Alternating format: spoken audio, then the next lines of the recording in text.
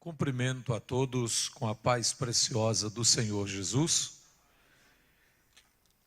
Ainda de pé, como os amados irmãos já o estão, abram comigo suas Bíblias no livro de Jó, capítulo 1. Na verdade, nós desejamos ler tão somente 2 versículos. O primeiro está no capítulo 1 e o versículo 1. E o segundo texto que desejamos ler está no último capítulo,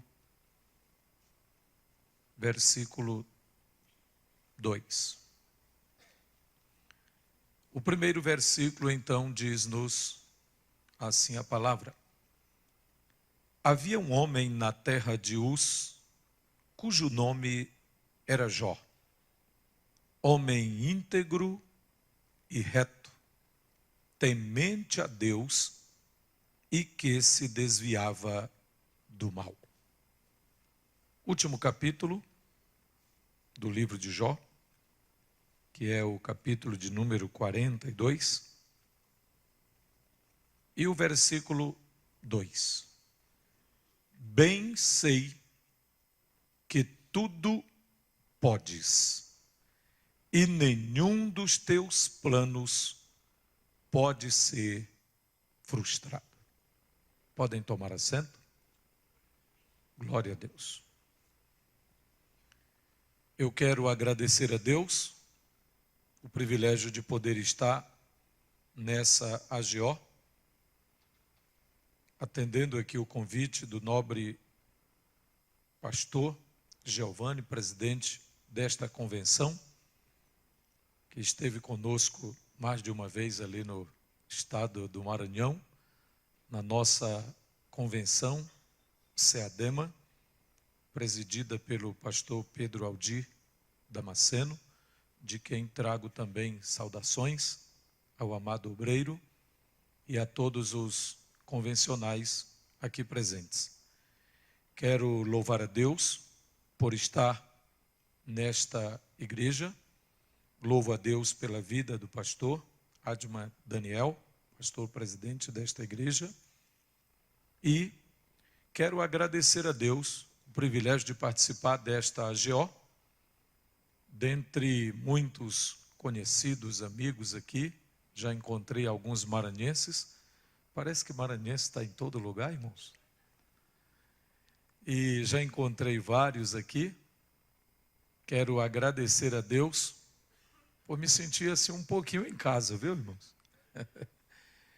Quero cumprimentar o pastor Otton, pastor Rodrigo, e é uma satisfação muito grande rever aqui estes estimados pastores, pastor Gilmar, e quero aproveitar a oportunidade, antes de ministrar a palavra, para apresentar aqui rapidamente, eu creio que é só 1 minuto, alguns materiais que nós já publicamos, e eu gostaria de dizer aos amados pastores que Deus nos deu a graça de pastorear, mas também de escrever algumas obras e temos colocado para a edificação do povo de Deus. Eu tenho aqui perguntas e respostas sobre disciplina na igreja.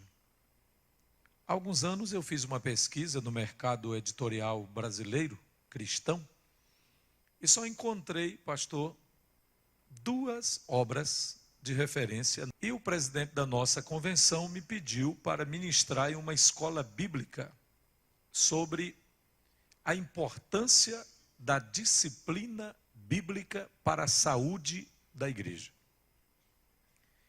E eu me senti desafiado, porque o material, de fato, é bem pouco. Na minha congregação, onde trabalhava na época, em São Luís, trabalhei na área 15, na região da cidade operária, por 12 anos. quando eu acabei de ministrar o assunto pela primeira vez, me vieram pelo menos umas 20 questões sobre o assunto.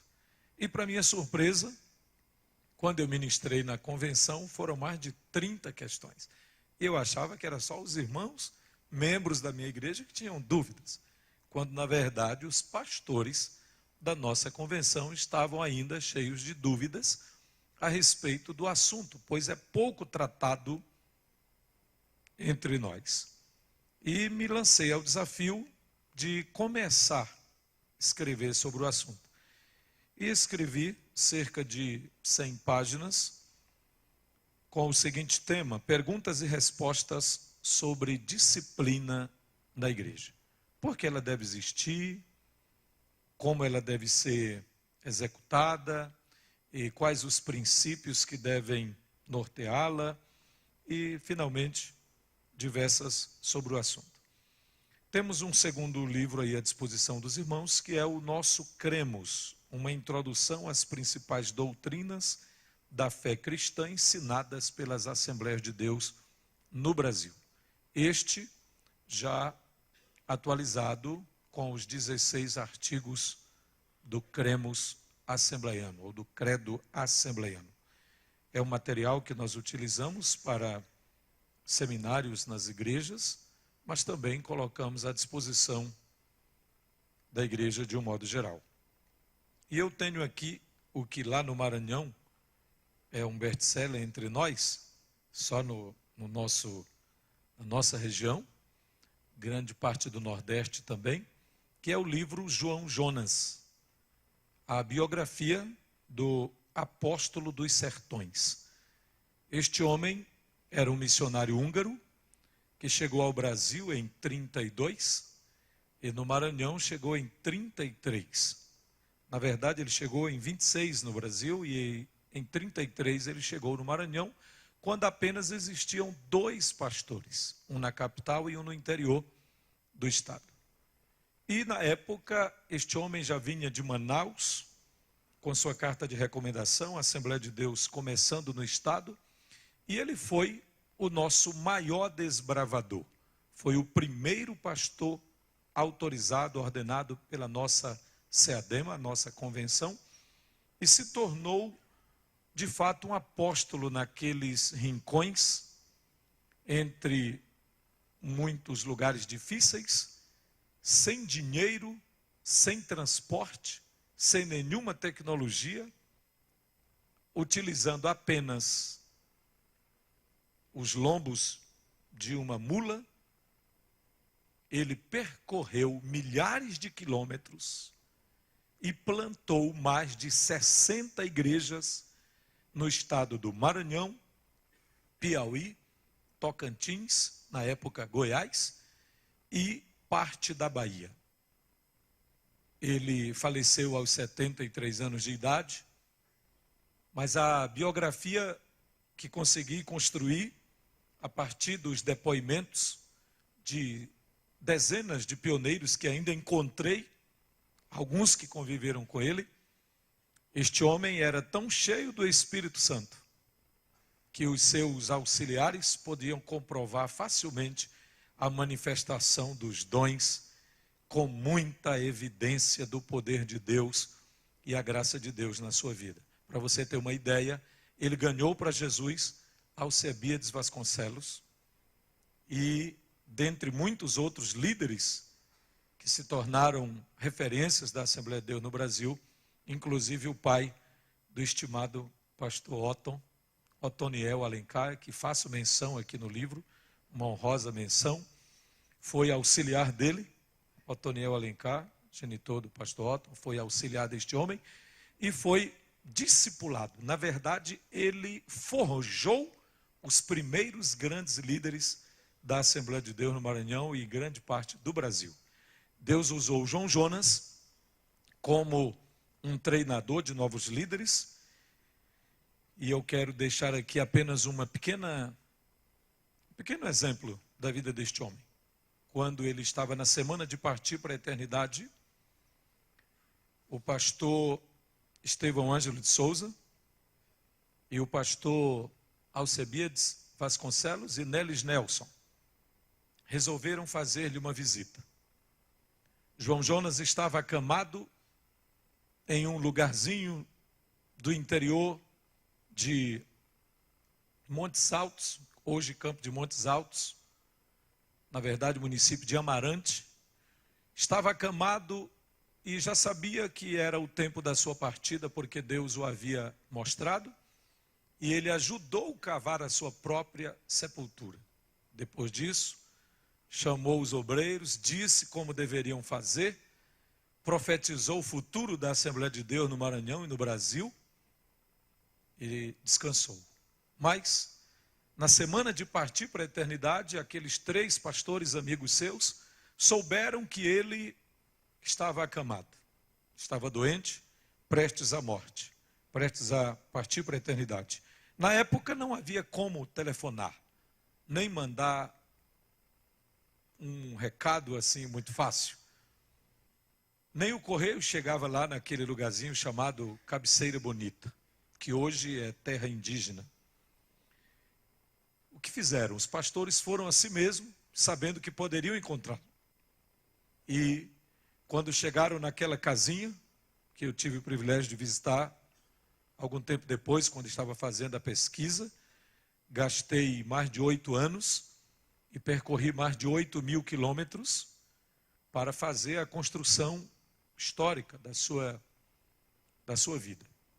Quando aqueles 3 pastores chegaram à porta, antes que alguém desse qualquer recado, o velho pastor, já com a sua voz cansada e embargada, falou lá de dentro: pode entrar. Pastor Nelis Nelson, pastor Alcebiades e pastor Estevão Ângelo de Souza. Eu sei que são vocês que estão aí à porta, porque nesta manhã Jesus esteve comigo no meu quarto, me fez uma visita e disse que ainda hoje eu receberia a visita de 3 grandes amigos meus. E os 3 maiores amigos que eu tenho são vocês. Podem entrar. Os pastores entraram falando em línguas no poder do Espírito de Deus, chorando e em lágrimas se despediram do velho apóstolo. Foi assim que a nossa igreja começou. Essa é um pouquinho da nossa história. E é por isso que nós estamos aqui também esta noite, agradecendo a Deus por 40 anos da SEADIF, que tem sido um instrumento de Deus na capital federal e em muitos lugares do Brasil. Glória a Deus. Muito obrigado pela atenção nesse primeiro momento. Mas agora quero chamar a sua atenção para a palavra que Deus colocou em meu coração. Eu relutei, pastor Giovanni, porque eu gostaria de trazer uma palavra bem pastoral mesmo. E eu até preparei. Mas, de uns 3 dias para cá, o pensamento foi mudando, e eu não entendi por quê. Até agora não entendi ainda. Mas obedeci à direção de Deus para trazer nesta noite essa reflexão neste livro chamado Livro de Jó, que está entre os livros poéticos, mas é destacado como um dos livros de sabedoria. E me veio à mente o desejo de responder uma pergunta, um questionamento, que é feito em muitos lugares e em muitos momentos da vida cristã e da história da igreja. Eu fico muitas vezes analisando porque temos usado a filosofia para responder esta pergunta, temos usado a antropologia, temos usado às vezes conceitos sociológicos e outras teorias para tentar responder à questão do sofrimento no mundo. Por que sofre o justo? Por que sofrem os filhos de Deus? Por que sofrem pessoas boas, pessoas honestas, pessoas que amam a Deus, que servem a Deus com tanta dedicação. E, ao ler este livro, algumas vezes, chegamos à conclusão, depois de algumas leituras e algumas pesquisas, que para responder uma questão tão intrigante, para responder uma questão tão séria, que tem atingido todas as sociedades do mundo, todas as civilizações do planeta Terra, para responder tal questão, então nós teríamos que tirar a resposta, extrair a resposta do livro mais importante que existe na face da Terra. A resposta não pode estar em um compêndio de filosofia. A resposta não poderia estar em um conceito antropológico, sociológico, ou uma pesquisa recentemente elaborada por algum sábio, por algum intelectual. Certamente, a resposta mais acertada, a resposta mais apropriada, só poderia estar na Bíblia Sagrada, a palavra do Deus vivo, a palavra inspirada por Deus, o Criador do universo, o Criador do ser humano, o Criador da vida, o Criador da nossa história, aquele que tem um propósito na vida de cada um de nós. Nós não acreditamos em destino, não acreditamos em azar, não acreditamos em sorte. Se não acreditamos nestas coisas, então, como cremos? Como deve ser a nossa fé? A nossa fé está enraizada na palavra de Deus. E a palavra de Deus fala que o nosso Deus é Deus de propósitos, desígnios, planos. O Deus da história. Ele é antes da história, Ele está na história, Ele é depois da história, Ele é o centro da história, Ele é maior do que a história e é aquele que resgata o homem dos seus pecados cometidos na história. Então só poderíamos esperar a resposta desse ser extraordinário que é transcendente, mas também imanente. Glória ao seu nome para todo sempre. Não preciso entrar nos detalhes da história de Jó, porque aqui todos conhecem. Estou falando para um seleto auditório de leitores da Bíblia, estudantes da Bíblia, pesquisadores da Bíblia. E me sinto aqui, pastor Giovanni, que o senhor me colocou numa dificuldade.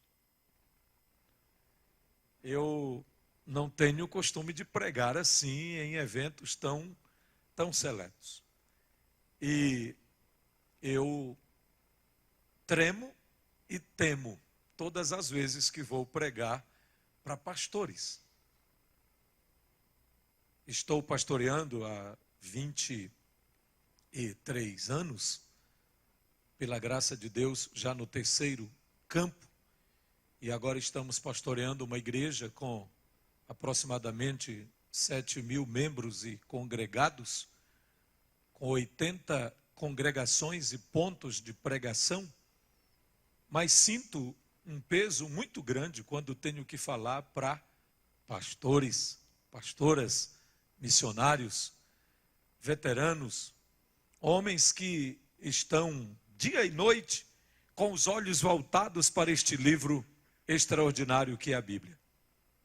Mas todas as vezes que recebo um convite desses, costumo não rejeitar, porque entendo que tem um dedo de Deus aí pelo meio, e de alguma forma querendo me ensinar alguma coisa, querendo me trazer alguma coisa nova, e é por isso que aceitei o convite e estou aqui no nome do Senhor Jesus. Bem, por que sofre o justo? A Bíblia diz no 1º capítulo de Jó, no texto que lemos, que havia na terra de Uz um homem importante, cujo nome era Jó. Ele era justo, era reto, era temente a Deus e se desviava do mal. Mas ele não era somente um homem temente a Deus. Chama a atenção o texto bíblico na sua biografia, porque este homem era também o mais importante da sua terra, o maior do Oriente, região identificada por muitos como aquilo que hoje nós consideramos, ou aquilo que hoje é conhecida como o norte da Arábia, e outros identificam essa região a 246 quilômetros do Mar Morto. O certo é que a Bíblia diz que este homem era o mais importante da sua região. E não era só isso, era também rico. A riqueza que a Bíblia descreve deste homem é impressionante. Ele possuía 7.000 ovelhas, 3.000 camelos, 500 juntas de bois e 500 jumentas. Para a época, isso aqui valia mais do que ouro, valia mais do que títulos na bolsa de valores. Era um homem empreendedor, um homem rico, um homem considerado grande e também fiel a Deus, temente a Deus. Pela descrição dos 42 capítulos do seu livro, entende-se que ele deve ter vivido na era patriarcal, visto que o livro não faz menção da lei. Possivelmente Moisés teria ouvido essa história no tempo em que viveu em Midian e teria sido inspirado por Deus para escrever tal história com alguns objetivos extraordinários. Quais seriam então os objetivos do livro que traz esse nome, o nome do personagem principal do livro? Quais seriam os objetivos de tal livro na Bíblia? Por que ele está na Bíblia? Em primeiro lugar, o escritor, inspirado por Deus, quis mostrar para os leitores como Deus usa geralmente a adversidade e a prosperidade para amadurecer o seu povo. Um segundo objetivo desse livro seria mostrar a grandeza soberana de Deus sobre Satanás e como é que Deus pode usar os piores ataques do diabo para o cumprimento dos seus objetivos e o cumprimento de uma coisa boa na vida de quem ama a Deus. Como é que Deus pode transformar os ataques de Satanás? Como é que Deus pode tomar isso, reverter a situação e trazer um final feliz para quem o teme, para quem o ama, para quem o serve de todo o coração? E um terceiro e último objetivo desse livro seria demonstrar a todo o universo a capacidade que Deus tem em reproduzir o seu amor nas pessoas, em reproduzir o seu amor nos seres humanos, a tal ponto de alguém continuar amando a Deus, mesmo debaixo de sofrimento. De alguém continuar adorando a Deus, mesmo passando por situações adversas. E de alguém continuar amando, servindo e adorando, mesmo sem entender o que está acontecendo. Esta pessoa se prostra diante do Altíssimo e diz: bendito seja o Senhor para sempre. Então o livro tem o objetivo de trazer esta reflexão. E ao pensar na vida de Jó e no seu sofrimento, você sabe, este homem que temia a Deus, que amava a Deus, que colocava também a sua família na presença de Deus, de tal forma ele vivia que o seu comportamento, a sua atitude, o seu estilo de vida chamava a atenção de todos os seus vizinhos, amigos, conhecidos. Ele era tão dedicado que apresentava a Deus cada um dos seus 10 filhos. E à medida que os seus filhos comemoravam os aniversários, o seu dia natalício, ele ficava preocupado se, porventura, algum dos seus filhos, tivesse por algum motivo manchado a honra de Deus, ou desonrado ao Senhor, ou blasfemado contra Deus. E como precaução, ele se levantava de madrugada, oferecia sacrifício em favor dos seus filhos e os apresentava a Deus individualmente. Ele expressava um grande cuidado pela sua família, temor a Deus, mas também um grande cuidado pela sua família. De repente, acontece uma reunião em um lugar que Jó não sabe, que Jó não está vendo. As coisas iam tudo tão bem no seu campo, que produzia muito bem, entre os seus trabalhadores, a família bem, tudo ia bem. Mas uma reunião, eu não sei se posso dizer ordinária ou extraordinária, não sei, mas uma reunião cósmica, uma reunião que está além do entendimento das pobres criaturas que viviam naquela época. Os anjos se reúnem perante o Altíssimo e no meio dos seres angelicais aparece Satanás questionando a honestidade de um seguidor de Deus aqui na terra, questionando os bens, questionando a prosperidade, questionando, inclusive, questionando o favor de Deus. Inicialmente, parece que a questão é contra Jó, mas no final você percebe que o interesse do adversário era questionar a bondade e a fidelidade do Deus eterno. No primeiro momento, quando Deus aceita o desafio, Jó perde os seus bens e os seus filhos. No segundo momento, ele perde a saúde. Ele perde o equilíbrio da esposa. Ele perde aquele convívio amigável, o bem-estar, a tranquilidade, e conserva apenas a sua vida. Mas o que chama a atenção é que tanto no primeiro como no segundo e no terceiro momento, ele tem uma atitude que deixa todos os leitores boquiabertos, e eu creio que deixa ainda mais o adversário de Deus sem entender nada. Porque quando perde os seus bens, o crente declara, o crente Jó, Deus me deu, Deus tomou. Bendito seja o nome do Senhor. Quando perde os filhos e quando perde a saúde, ele diz, nu, eu saí do ventre, nu voltarei, bendito seja o nome do Senhor.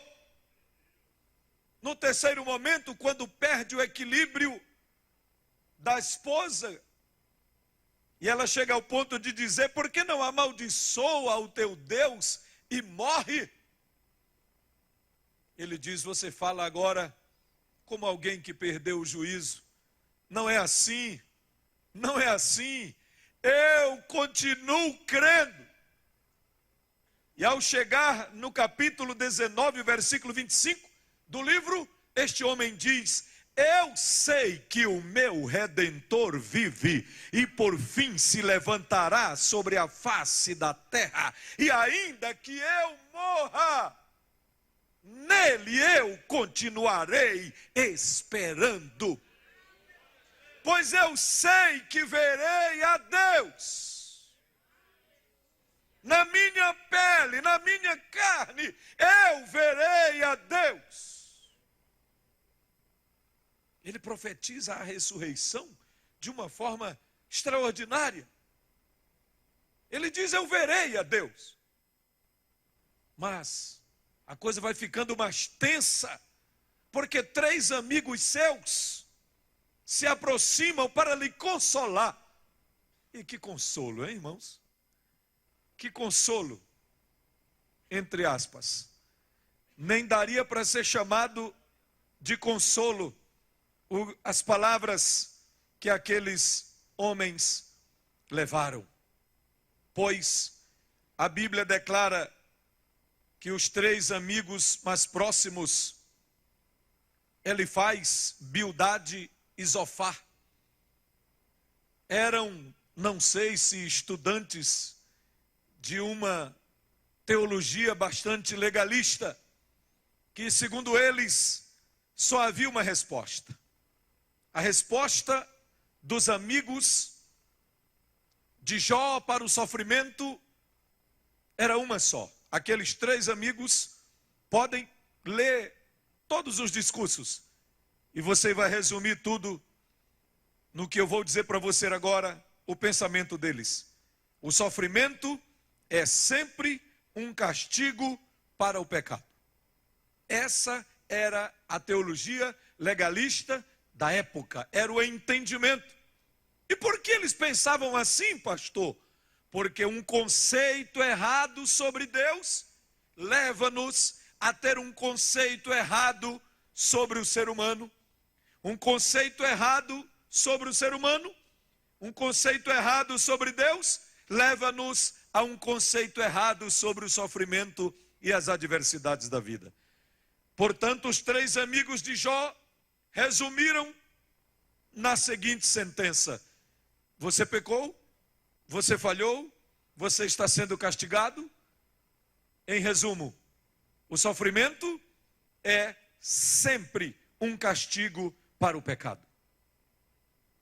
Essa era a sentença e a resposta dos 3 consoladores, dos 3 amigos de Jó.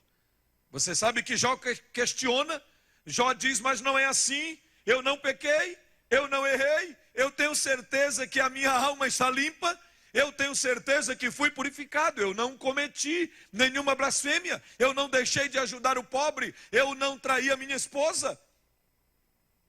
Eu não enganei os meus filhos, eu não enganei os meus vizinhos, eu estou bem diante de Deus. E por que isso acontece comigo? Para resumir, a gente precisa ver qual era a resposta de Satanás para o sofrimento. Para Satanás, o sofrimento é sempre um meio que ele tem em suas mãos para forçar a pessoa a renunciar a Deus. Quando a pessoa não renuncia a Deus, mas murmura contra Deus. Quando não renuncia e nem murmura, mas se entristece com Deus. Quando não renuncia, não murmura e não se entristece, mas de alguma forma macula, diminui, distancia o seu relacionamento com o eterno, enfraquece a sua comunhão, perde o fervor, por não entender as circunstâncias adversas que lhe ocasionam sofrimento, angústia, dor, lágrimas, ao ponto de não entender, e muitos às vezes de fato não suportam. Então acompanhe o raciocínio. Para os amigos de Jó, o que é o sofrimento? Por que o justo sofre? Qual é a resposta para o sofrimento? Elifaz, Bildade e Zofar. Só tem um conceito. O sofrimento é sempre um castigo pelo pecado, por causa do pecado.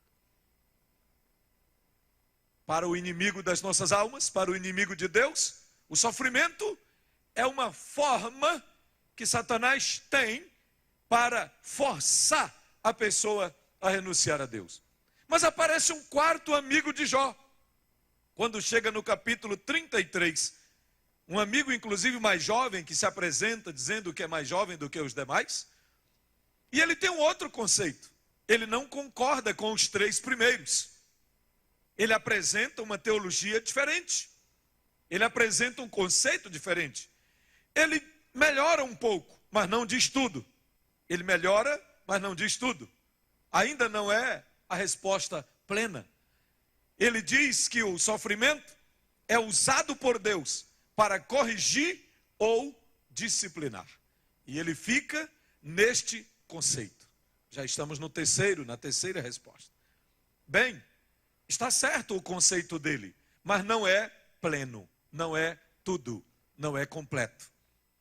Aí vem o que a gente poderia resumir do pensamento de Jó, através dos discursos que ele responde. Jó tem 2 pensamentos a respeito do sofrimento.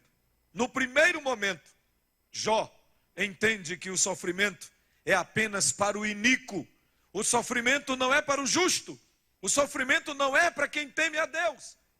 Daí, a razão de Jó ficar tão angustiado ao ponto de perguntar para Deus 16 vezes: por que isso está acontecendo comigo? Jó pergunta 16 vezes: por que eu? Por que comigo isso está acontecendo?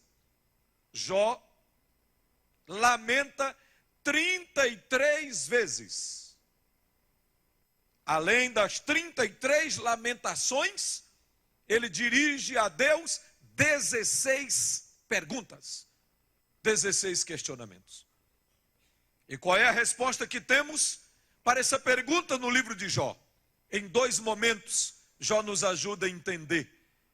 No início, ele declara que o sofrimento é apenas para o iníquo, não é para o justo.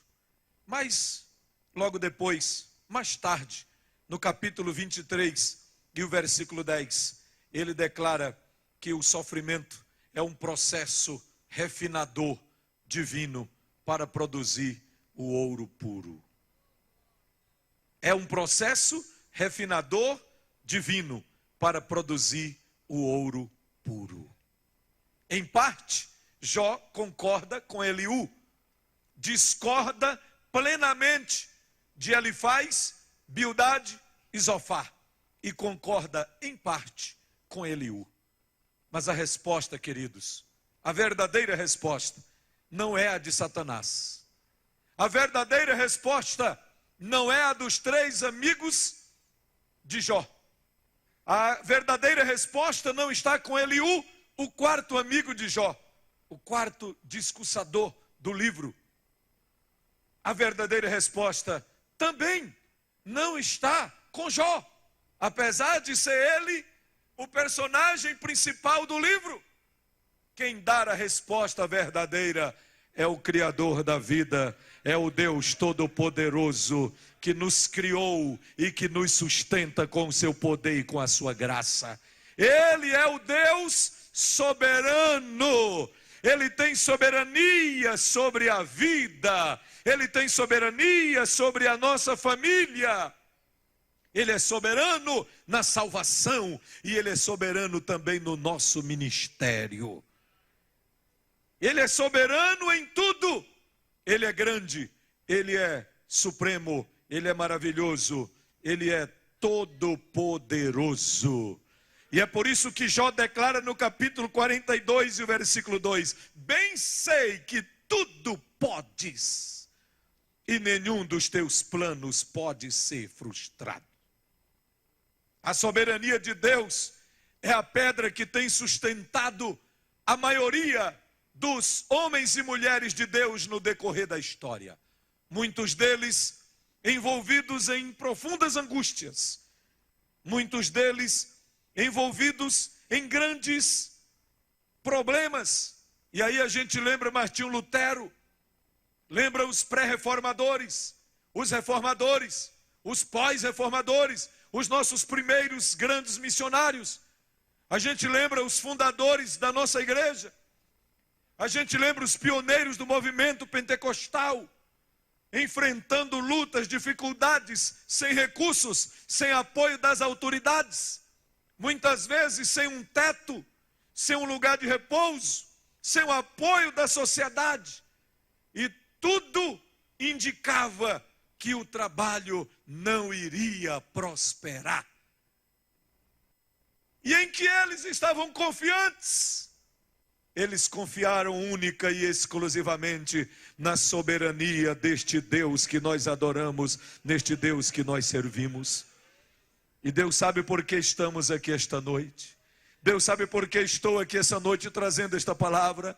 Deus sabe por que você está aqui essa noite. Ele sabe, Ele tem um propósito. Você está onde está porque Ele está tratando contigo acerca de alguma coisa que Ele quer trabalhar na tua vida. Você está passando por onde está passando porque Ele está permitindo. Ele é soberano. O patriarca declara no fim de tudo, depois que ele escuta a resposta de Deus. E antes de encerrar, me permita dizer, Jó ouviu a opinião dos seus amigos, não concordou com elas. Talvez ele não tenha ouvido diretamente a opinião do inimigo de Deus, mas ele deve ter sido tentado a concordar com o inimigo de Deus. Jó ouviu a opinião de Eliú e Jó sabia qual era a sua própria opinião. Mas no capítulo 38, a Bíblia diz que apareceu o Senhor no meio de um redemoinho. Quem apareceu? O próprio Deus. Deus veio trazer a resposta para o seu servo fiel. Tua pergunta não ficará sem resposta. Tua oração não ficará sem resposta. Teu problema não ficará sem uma solução de Deus. Parece que está demorando. Você não está entendendo o que está ocorrendo. Mas o Deus que esta igreja serve é soberano. O nosso Deus é soberano, o nosso Deus é maravilhoso, o nosso Deus é eterno, o nosso Deus está no controle, Ele não perdeu o domínio, Ele está sentado no trono. Aleluia! E chama a minha atenção, como foi que Deus apareceu? Deus apareceu no meio de um redemoinho, pastor Reginaldo. No meio de um redemoinho. O que é redemoinho? Um encontro de forças. Forças. Por que acontece o redemoinho? Eu nunca fiz uma pesquisa muito profunda, mas superficialmente e com uma pequena atenção, você sabe que o redemoinho acontece porque eventos contrários se chocam, se encontram, e não tendo espaço suficiente ali para passar um pelo outro, acontece aquele movimento vertical, um encontro de forças. Sabe o que a Bíblia está dizendo para mim e para você? Que o nosso Deus é tão grande, o nosso Deus é tão soberano, que para mostrar a sua glória ao seu povo e ao seu servo, Ele traz a resposta, ainda que seja no meio da pressão. No meio da maior pressão, Deus se manifesta e fala com aquele que o ama, com aquele que o teme, com aquele que o serve. Deus falou do meio de um redemoinho, um encontro de forças. Aquele redemoinho, meus irmãos, representava a vida do patriarca Jó. Vento contrário de um lado, vento contrário de outro lado, perde os bens, perde os filhos, perde o equilíbrio da esposa, perde o aconchego dos amigos, perde o conforto, perde a tranquilidade, a saúde, perde tudo. Já estava perdendo a própria vida, o seu corpo entrando num estado muito difícil, se decompondo como que ele ainda em vida. Todo tipo de vento contrário. mas no meio de um redemoinho aparece o Deus Todo-Poderoso respondendo ao seu filho, respondendo ao seu servo. E sabe o que me admira? É que quando Deus aparece, Deus não aparece dizendo: olha, isso aí está acontecendo, por isso e por aquilo. Não, Deus aparece fazendo perguntas. E Deus faz 42 perguntas. Do capítulo 38, 39, 40 e 41. Deus faz essas tantas perguntas. E aí ele começa a mostrar o seu poder. O que ele está respondendo para Jó? Ele está mostrando para Jó que ele é grande. Esse livro mostra a grandeza da pessoa de Deus, mas mostra também a grandeza do poder de Deus, a grandeza do programa de Deus, a grandeza dos propósitos de Deus, a grandeza do povo de Deus, a grandeza do amor de Deus, a grandeza da graça de Deus, a grandeza da soberania de Deus, a grandeza do controle de Deus sobre tudo e sobre todos. E ele começa: Jó, onde tu estavas quando eu criava os céus? Onde tu estavas quando eu colocava os limites do mar? Onde tu estavas quando eu sustentava a terra sobre o vazio? Onde tu estavas quando eu formei o frio, formei o vento norte? Onde tu estavas quando eu selei a mão de todos os homens, coloquei uma impressão digital em todas as criaturas? Certamente tu já vivias, porque tu vives. Aí Deus ironizou. Certamente tu sabes porque tu já existias. Depois que Deus faz todas as interrogações, o patriarca se prostra diante do Eterno e diz: Senhor, eu te conhecia só de ouvir. Eu te conhecia só de ouvir, mas agora os meus olhos te veem. Agora é que eu sei quem de fato tu és. E enquanto ele orava pelos seus amigos, não era por ele, enquanto orava pelos seus amigos, Deus quebrou o seu cativeiro e lhe deu tudo em dobro para a glória e para o louvor do seu nome. Só teve uma coisa que Deus não deu em dobro, pastor Giovanni, o senhor sabe disso. Deus não deu. Deus não deu. Muito bem, pastor Daniel. Permita falar só uma parte do nome. Adma Daniel. Assim, ok. Deus não deu o dobro de mulheres, Deus não deu o dobro de filhos. Sabe por que Deus não precisou dar o dobro de filhos? Porque ele já tinha. Ele já tinha os 20 filhos. 10 foram na frente dele, estavam lá esperando, e 10 estavam aqui com ele. Ele não podia dar, não precisava do dobro, porque ele já os tinha, ele não perdeu os seus filhos. Eles apenas foram à frente do patriarca, para o paraíso, até o momento do encontro eterno, como nós sabemos. E agora a última resposta de Deus para o sofrimento, através dessa aparição de Deus, dessa forma que Deus se apresenta. Fique de pé, nós já vamos encerrar. Sabe o que Deus nos diz?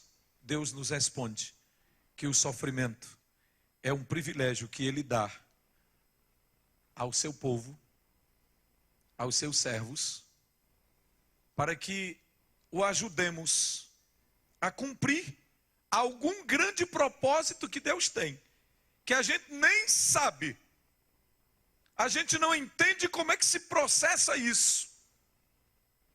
Então, quando nós suportamos o sofrimento, as circunstâncias adversas, nós estamos contribuindo com o Senhor, cooperando com Deus no cumprimento de algum propósito, que a gente nem sabe.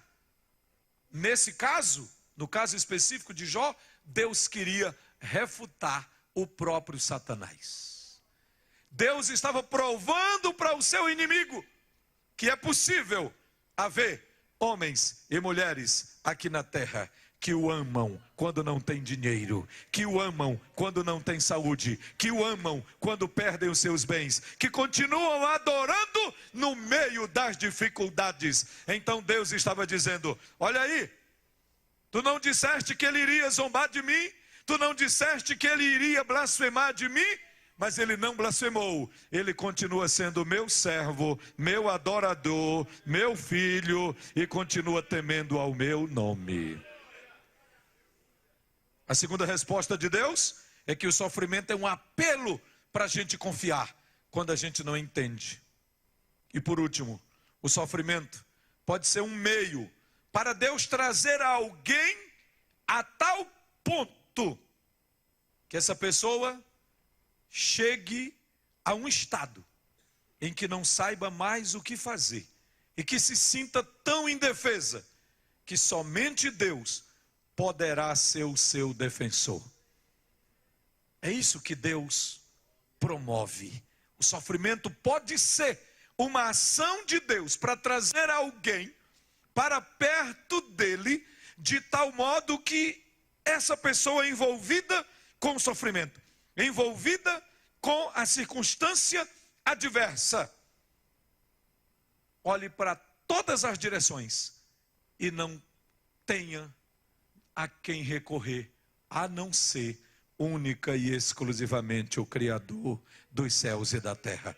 Em outras palavras, a pessoa chega a um ponto onde não há mais saída, a não ser por meio dele. Porque Paulo diz: ó profundidade das riquezas, tanto da sabedoria como da ciência de Deus. Quem deu a ele primeiro para que lhe fosse recompensado? Quem pode questionar o Criador? Quem pode questionar a soberania do grande Deus, Criador dos céus e da terra? No versículo 36 de Romanos 11, Paulo encerra dizendo: porque dele, por ele e para ele são todas as coisas. Glória, pois, a ele eternamente. Amém.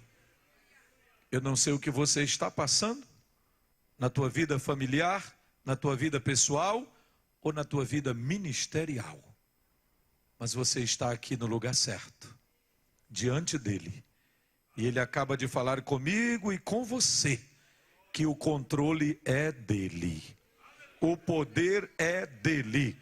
Ele controla o universo, ele controla as nossas vidas, ele controla o meu ministério, ele controla o teu ministério, ele controla o nosso futuro. Ele nos ama, ele quer o melhor para mim e para você. Levante uma de suas mãos comigo. Pai amado, em nome de Jesus, que esta palavra fique gravada em nosso coração. E que o Senhor continue sendo soberano em nossa vida, para a tua glória e para o louvor do teu nome, em nome de Jesus. Amém. Pode tomar assento.